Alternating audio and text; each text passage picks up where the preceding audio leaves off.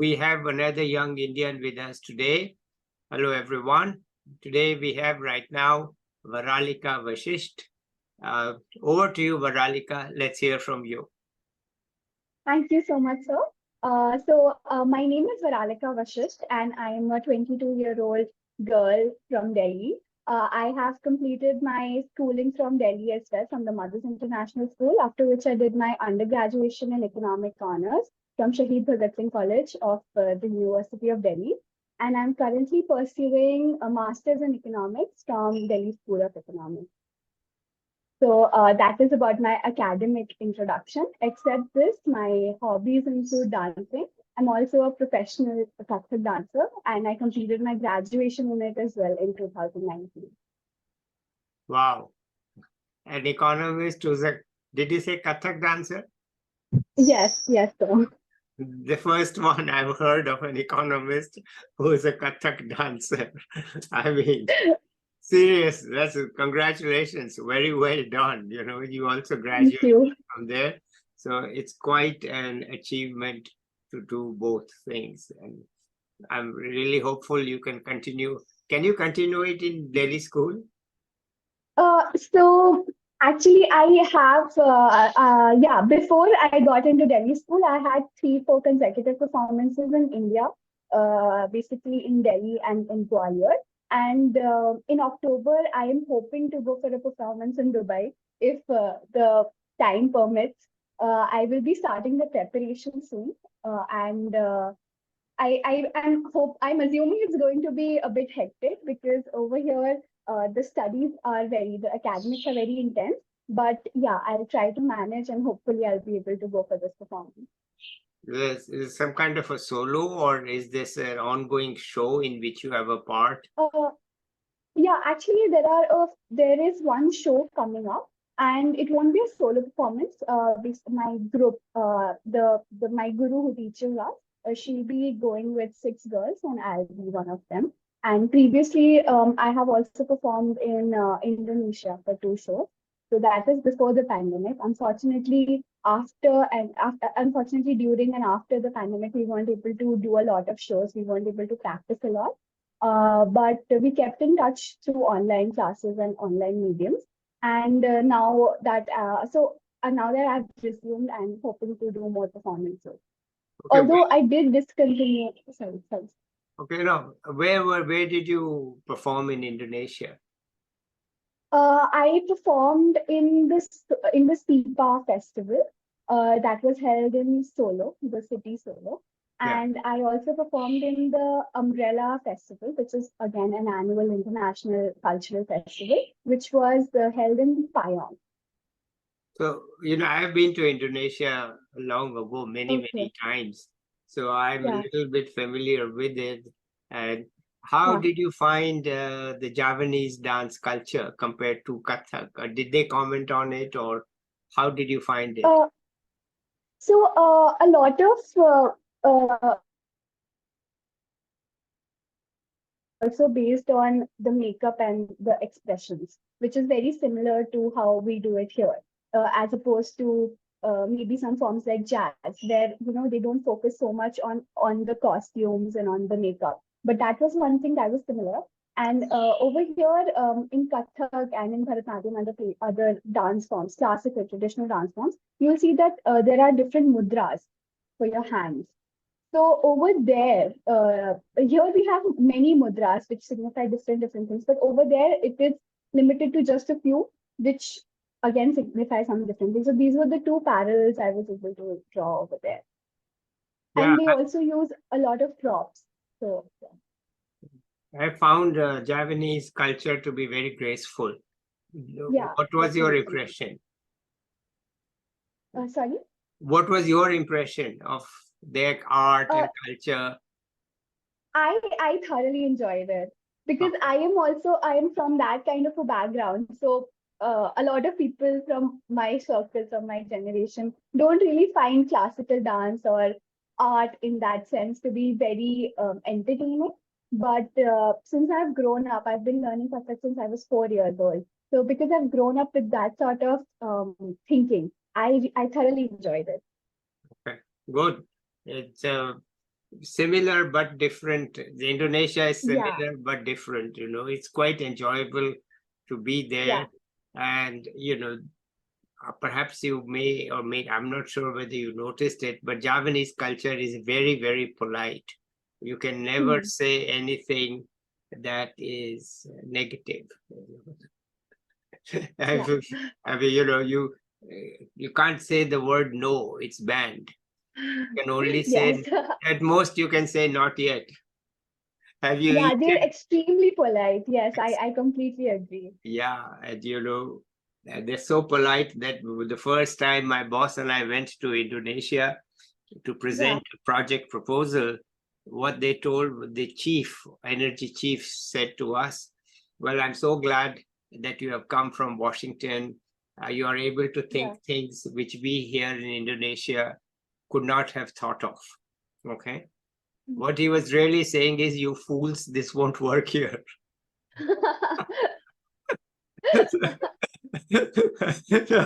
we understood he's saying, yeah, you think this will, you sit in Washington, you don't know what's going on here. You think this will work here, but it won't. That's what he was Yeah, saying. But he was so polite about it that yeah. if you believe the words, you would be a fool. So, this is what I'm saying, that there's no way to say no. So instead of no, you praise it in such a way that the listener knows that this is a no. It's not a yes. That's also an art. It's an art. So anyway, Yeah. it's good. Now, okay, let's talk economics too. What did you, apart from, I guess, apart from dance, did you have time to do many other things when you were in Shahid Bhagat Singh College or no? Yeah, so in Shahid Bhagat Singh College, actually, I started college in when I was expecting my semester two exam. We were hit with the global pandemic. So essentially, 1.5 years of my college life were online. And that gave me a lot of opportunities in terms of joining different clubs. So I was a part of four clubs, and of the economic society, I held the position of the president in the final year, and I was also a part of NSS, which is National Service Scheme, and I served as a secretary over there. And the TEDx unit of our college, over there, I served as the co-licensee or the co-organizer, which is equivalent to the position of vice president. So I would say that I extremely enjoy joining the clubs and talking to people, meeting new people. In fact, sir, for our podcast, we approached you for the from EcoSpire. You did a podcast with us Yes, as I well. know. I know. Yeah. Uh, So we launched that, and along with the so within for the economic society specifically, during my tenure, we came up with the podcast because at that time people were um, switching. I would say that most people were switching to podcasts because of the pandemic. People were looking for newer things to do online, and that was something that was trending. And apart from that, we also tried to launch the newsletter. We started different cells. We did seminars with different personalities. So yeah, I would say that Shahid Bhagat Singh College and my college life over there, I thoroughly experienced different kinds of experiences. So apart from studying, I thought that studying got a bit intense and a bit boring, in fact, because I started preparing for my entrances, and after a point, it became very monotonous. And I felt that joining these clubs gave me a way out. So yeah, that was my yeah, experience. well, academics is monotonous and boring. Yeah.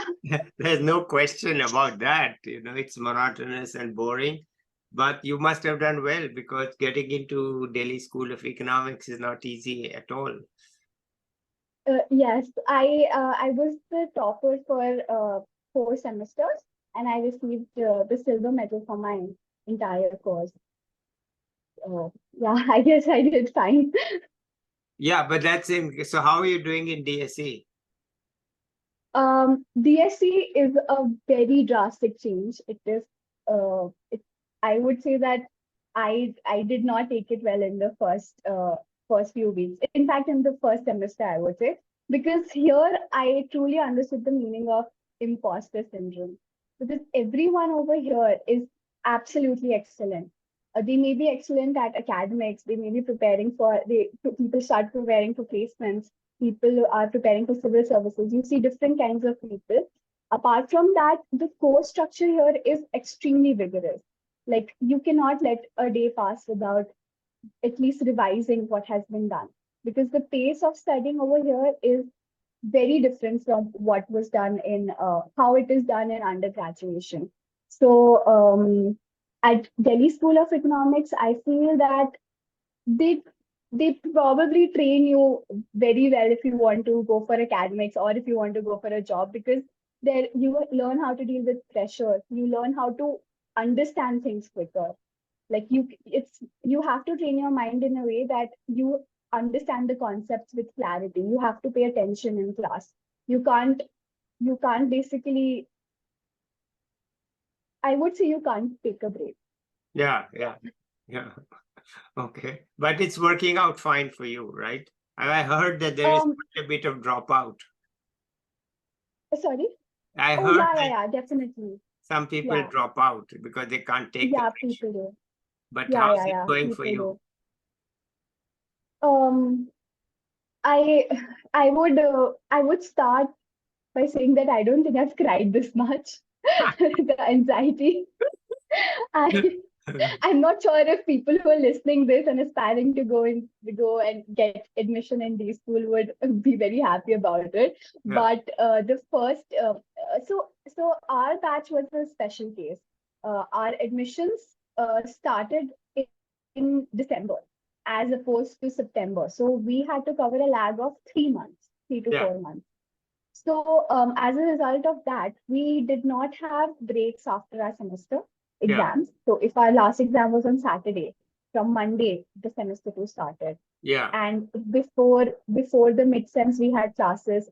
On the day of midsems, we had classes. yeah, So we genuinely did not get any break, which was a very big factor in. And I'm sure people from my batch would agree that that played a very big role on the mental toll it took on all of us.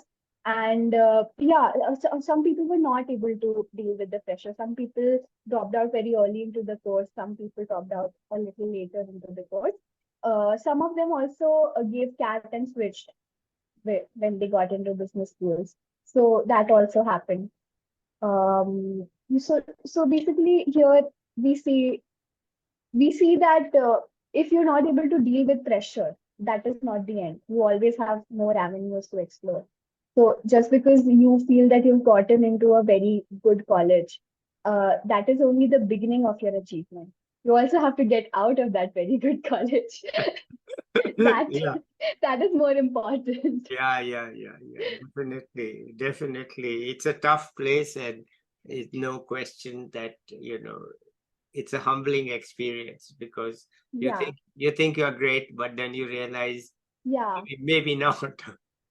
No, definitely. Like over here, if you enter, but if you come with the mindset that, oh, I'm the topper, I know everything, I can deal with it, and I'm much superior than everyone else, then you will be brutally proved very wrong.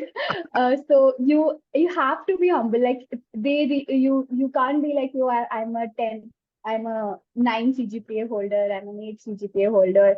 Here it comes to, will I cross the average? Will I cross the median? It comes to that. So it really humbles you. The experience really teaches you. Yeah, this is great. And Yeah, yeah, and I think more than the academics, one thing that people genuinely suffer with is this fact only, that people have been consistently good performers throughout their school life and throughout their college life, and then suddenly you're like, oh my God, what is this paper? How to attempt it? How to go about it? So that is also a skill. That means that if you feel you're great, that you have to stop that feeling before you enter. yeah. Well, I'm sure you are doing well, and you are still able to carry on with your other passion. So obviously, whatever scare you had in the first semester is over by now, and you are Yeah, used to it, right? You're used to it. Okay, yeah. wonderful. Anything else you want to add about your college or DSC at the moment? Um, You I want would, okay, for the viewers, I would like to add, it's not related to economics, but our college canteen is very famous. So even if you don't get in, you can come and try the food. What is it famous for?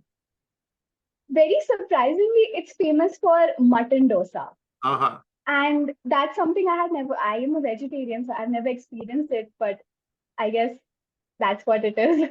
People genuinely come there for mutton dosa. So when you enter the college in the morning for your lectures, there's not much crowd. But when you're leaving, you see that the college is full of, undergraduate students and everyone coming and rushing into the canteen and just being present on the campus. Because our college also has Ratan Tata Library, which is one of the biggest libraries for social sciences. So, which is why the our college is an open act has open access. So Okay. you can enter it. You don't really necessarily always need an ID card. They might check you, they might ask you, but you can enter it because of the library. So yeah, there's a lot of rush during the lunch hours. Yeah. Okay. So what did you eat in the canteen if you are a vegetarian? I've had pav bhaji. That's it. I've heard it's good, but I carry my mom very religiously. She packs a lunch for me, and I have to finish it. So I eat my lunch. Okay. What's the future? What's the future for you? Um, so I will be sitting for placement, and I'm looking forward to a corporate job in hopefully data science. That is something that interests me, and I also have the option of writing civil services later. Not immediately. I would want to sit for the Indian Economic Services. So for that, the requirement is that you complete your master's in economics or business economics as well. So that was the whole purpose of pursuing a master's degree in economics. But I feel that I would want to experience the corporate life as well, and which is why after my degree, I would like to go for a job. Okay. Wonderful. Always a good idea to have a job. And what kind of Yeah. job would you be interested in? Very broadly speaking, I would like to work with data. So there are different kinds of companies which visit the campus. Most of the people get placed in data analysis only. A lot of companies come for finance and marketing and also consulting. But the chances are that the maximum companies come looking for data analysis only. And I have some experience in that field. I know R. I have coded with R, and I've also used Excel for coding. And I'm familiar with SQL, Python. So I would work on these skills now before the placement season. I'll just try to revise, and that is something I'll go forward with. So this is not economics. This is all computer skills, right? Yeah, Yeah. yeah. Okay. So they, So you like think, to work with, yeah, sorry, go ahead. yeah. Sorry. Go ahead. Oh, no, I was just saying that to work with regressions and the data filing, so that aspect of it. Okay. Very good. Anything else you want to add? That. Okay. Well, thank you, Soumya. Thank you, Varalika, so much. It was pleasure to talk to you and finally to connect the two impossible things, dance and economics. I mean, you know, economists, men marry dancer women. That's what I know. But yeah, I know several couples who are men are completely non-artistic, but they have artistic wives. That's the only art that they know. but, but you are an economist and doing data and all that, and you have a very good, proven, skilled hobby. This is something worth uh, noticing and something worth being proud of, I think, that you have done Thank and you. you persisted with it, starting at the age of 4. God alone knows how many hours you have practiced, and Yeah. you still have to practice every day, right?